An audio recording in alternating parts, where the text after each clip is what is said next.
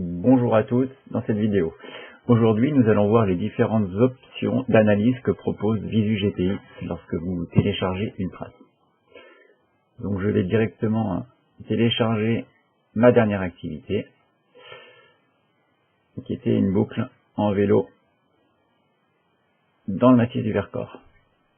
Donc j'attends que le transfert de la trace se fasse. Voilà, l'analyse est lancée et s'affiche dans votre fenêtre. Donc automatiquement, je vois ma trace, le profil, je vais directement passer à l'enregistrement. Donc le titre de la trace a été récupéré avec les données du fichier. Je vais sélectionner mon activité qui était du cyclotourisme, placer la trace dans mon flux d'activité, on en parlera tout à l'heure. Public, voilà, je ne touche pas le seuil et le lissage car ma trace provient d'un GPS barométrique. Donc les données d'altitude sont relativement fiables. Je vais simplement sauvegarder et réafficher la trace. Voilà. Donc, que me donne cette analyse? La distance globale, 156 km, le dénivelé, 3000 mètres de dénivelé, et la durée de l'effort, 6h30.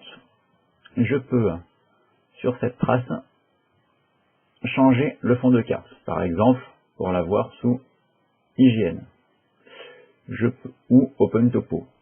Je peux afficher les options de carte en affichant par exemple les bornes kilométriques qui sont fonction du zoom sur la trace. Je peux afficher la couverture IGN qui va me permettre de savoir sur quelle zone de carte je suis situé pour savoir quelle carte je dois emporter. Je peux afficher quelques options sur la coloration en fonction de l'altitude de la pente. Je vous laisserai tester. Je peux changer la couleur, l'épaisseur ou la transparence de la trace. Alors l'épaisseur et la transparence vont être bien pratiques pour découvrir le type de route. Par exemple, si je passe une épaisseur un peu plus large et sur une bonne transparence, je peux voir la route sous mon tracé, ce qui peut être pratique dans certains cas. Alors je vais revenir sur une épaisseur classique et une transparence nulle. Alors, je vous vois afficher aussi le profil de la trace. Donc j'ai en haut à droite des options de profil, comme par exemple afficher la pente, bien pratique pour les cyclistes qui va permettre de voir les différents pourcentages sur les pentes empruntées. Je peux aussi centrer la carte. La carte se centrera automatiquement au survol de mon profil et je peux cliquer avec le bouton de gauche ou de droite sur ma carte pour zoomer ou dézoomer à l'endroit de mon marqueur. Voilà. Je peux aussi afficher dans ces options de profil, donc je vais désactiver la pente pour plus de visibilité, des courbes liées à mon activité. La vitesse, donc ici en km/h. Le dénivelé horaire, en mètres par heure. La puissance, si j'ai renseigné le poids et l'activité dans mon profil. Ainsi que mes données cardio, si mon enregistrement en dispose évidemment. Je peux aussi mixer plusieurs affichages pour par exemple comparer puissance et fréquence cardiaque. Voilà, continuons d'explorer les différentes fonctions. Je peux aussi switcher entre distance et dénivelé, qui va me permettre d'analyser plus précisément le temps, par exemple, mis sur une montée. Si j'appuie sur CTRL, je peux analyser cette montée-là, voir qu'elle a été réalisée en 1h15 à une vitesse de 14,2 km/h pour 1200 mètres de dénivelé, sur une pente de 6,8%.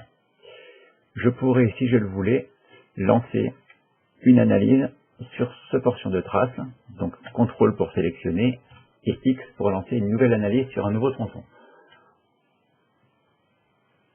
Je poursuis. Je dispose aussi de segments. Alors les segments sont des façons de surveiller des portions d'itinéraire. Par exemple, sur cette première montée, j'ai mis un segment, ce qui va me permettre d'analyser les différentes performances sur ce segment, sur différentes sorties. Je reviendrai sur ce point-là dans une nouvelle vidéo. Je peux ajouter des photos. Les membres peuvent ajouter des commentaires. Puis ensuite, j'ai des données de traces au niveau de la longueur, des dénivelés, des dates et durées. Donc ici, 6h37 au total pour 6h29 d'effort, 8 minutes de pause. J'affiche aussi des données sur la vitesse et les dénivelés horaires, sachant que j'ai les détails kilomètre par kilomètre de la vitesse.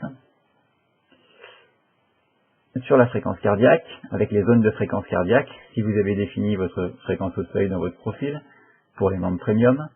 Et enfin, des données de puissance, sur la puissance moyenne, l'énergie dépensée, les intervalles de puissance, les zones de puissance, les puissances max fournies.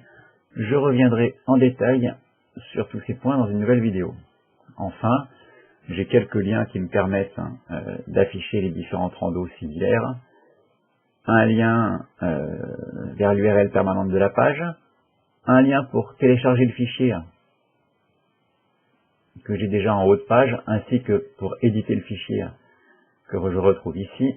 Donc voilà, télécharger le fichier, éditer le fichier qui est ici.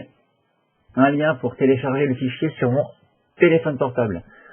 Donc en cliquant et en faisant OK sur le disclaimer, je peux venir scanner ce QR code et récupérer la trace directement dans mon téléphone pour la suivre sur le terrain. Enfin, je peux présenter une version imprimable de la trace. Je peux la marquer pour la retrouver plus facilement dans mon profil. Et je peux enfin l'intégrer dans un site en affichant le code. Donc je peux vous montrer un aperçu. On voit un exemple de ce que pourrait être une intégration. Donc on retrouve exactement la même page que tout à l'heure, avec les mêmes fonctionnalités, les différents fonds de carte, les options de carte, les options de profil. Je vais faire un retour. Voilà, donc on a fait le tour des différentes options d'analyse proposées par Visu GPX.